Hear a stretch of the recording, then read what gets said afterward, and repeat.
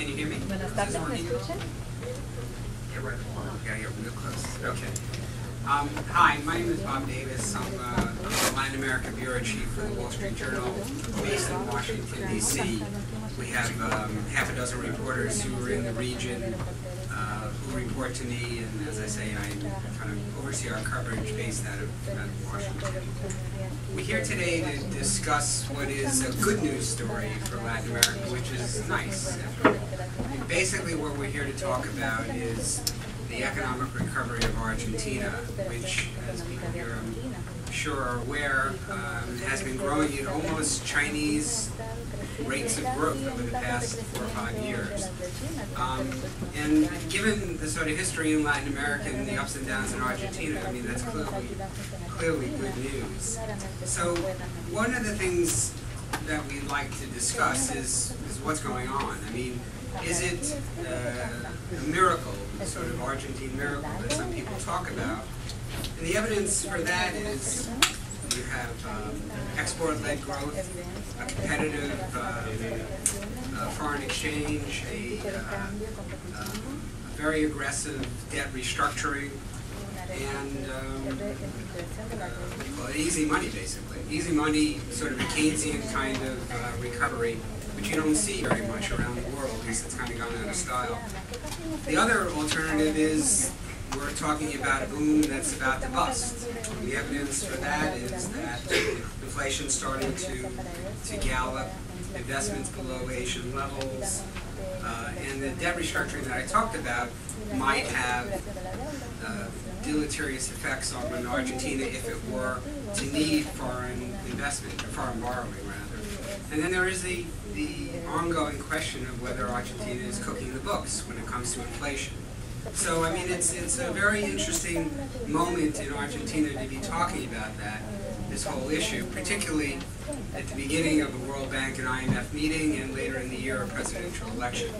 So we have two really distinguished people to talk about it. The first is Mark Weisbrot, who's the co-director for the Center of Economic and Policy Research.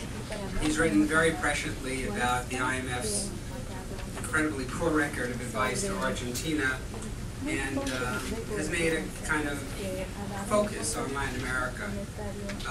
He's written very widely on economic issues, received his PhD in economics from the University of Michigan. I'll separately introduce our guest from Argentina, Minister Miceli, who is the economics minister and is responsible for a lot of policies that we're going to discuss today. So first, to Mark.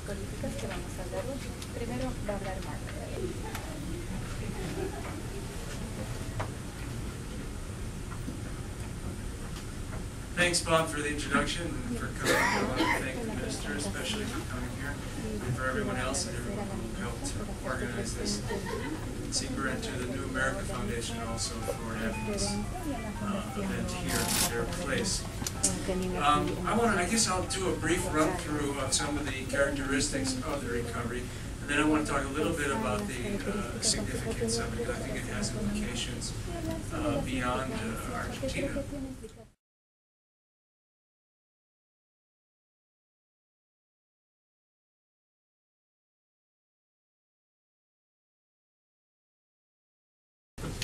Thanks, Mark, for a very cogent analysis of what's been going on in Argentina. So our next guest is lucky enough to have Argentina's economy minister, Felisa Josefina Miceli. I didn't wreck the name too much.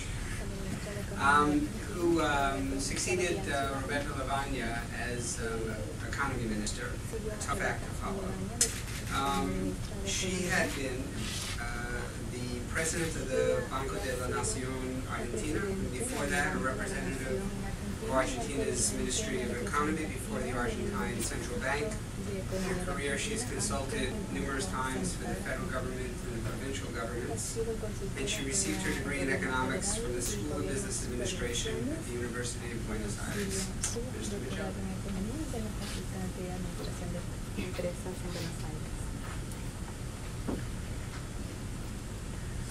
Buenas tardes a todos.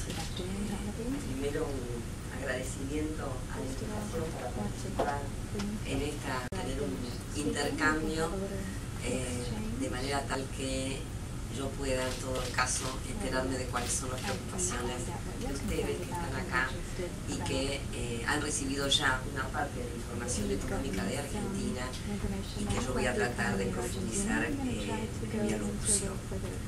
Como bien decía Mark hace unos minutos, Argentina es un ejemplo